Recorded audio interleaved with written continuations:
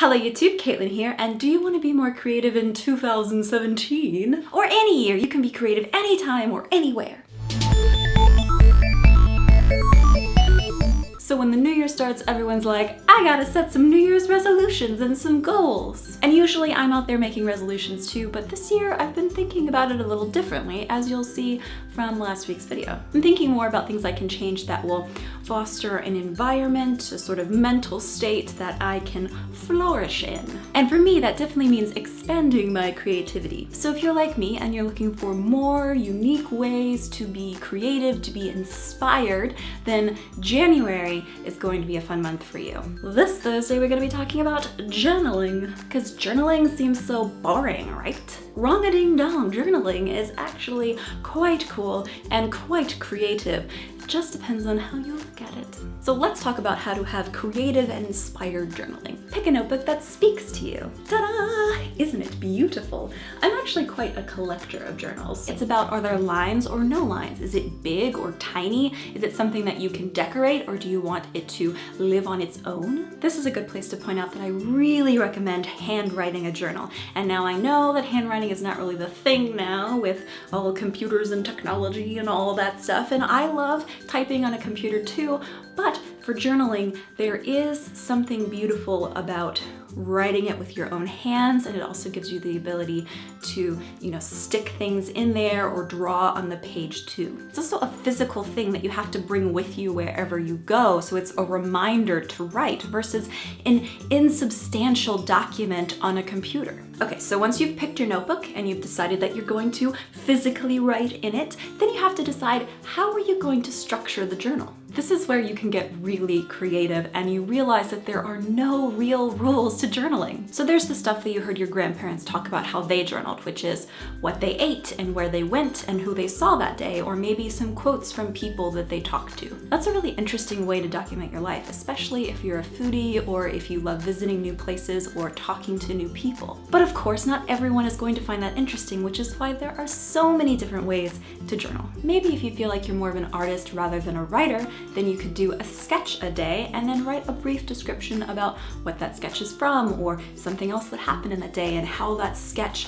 connects with it. Whether or not you have a very busy or active life, you could write down the events of the day and reflect on them. You could write about the emotions that you're experiencing that day, and this I highly recommend for anyone who's struggling with mental illness. I really like titling each entry, and it may be a lyric from a song or a title of a movie or something that I heard that day, some inspiring little phrase. Usually it's somehow connected to how I'm feeling that day, and then I'll reflect on my emotions. Sometimes I'll talk about events if more interesting things have been happening, and sometimes I'll talk about dreams that I've had, because I have very vivid dreams and this is a great place to kind of hash them out and kind of interpret them. For a while, instead of writing in prose, I would actually write a poem a day and try to encapsulate my emotions, and I think that's also a really cool thing to do. Then your next step is, how will you make it unique? You could put in quotes from people or books or songs. If you're mostly doing writing, then throwing in a fun sketch or drawing or doodle is always a great addition. What about journaling in third person, or writing it from the point of view of an imaginary observer of your life? Or maybe if you feel self-conscious or you don't really like writing about yourself, then you could write vignettes about imagined situations for people or things that you've observed. You're still documenting some part of life around you, which is really great to have. It also helps you process it. Finally, because I am a big fan of mixed media and collage, think about, what can you collect to include in your journal? Are there movie ticket stubs or other events that you've gone to? Cutouts from magazines of things that have inspired you, or maybe things that made you a little bit mad and you want to rant about it. Photos from your daily life. Whoa. I'm really excited because I got a Fujifilm Instax camera for Christmas, which means I'll be able to take pictures of my daily life and print them out right there, and so I can include them in my journal versus having them all on my phone and having to think about, oh, maybe I should print these out.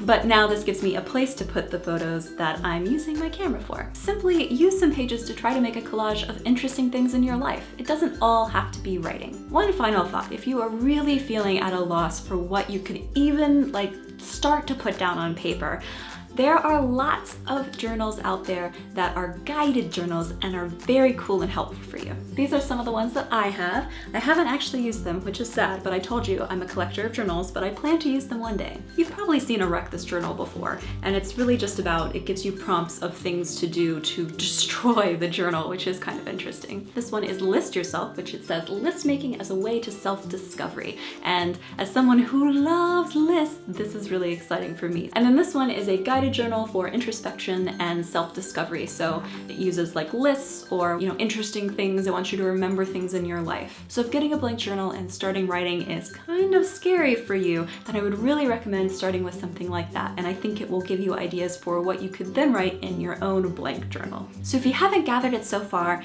journaling is not boring. You just have to make it your own. So what do you guys think? Do you journal? Do you want to journal? If you have been journaling, what are your tips for people who want to start? Also, all the Thursdays in January are going to be tips to be more creative in 2017, and there are 4 Thursdays and I have 3 ideas, so I wanted the 4th Thursday to be something that you guys picked. Put some ideas down in the comments and then I'll make a poll next week that you can vote on, and whatever kind of has the most interest will be what I cover. So I hope you guys are having a wonderful start to 2017, and you remember to like, favorite, share, and subscribe if this video made you smile. See you guys on Tuesday.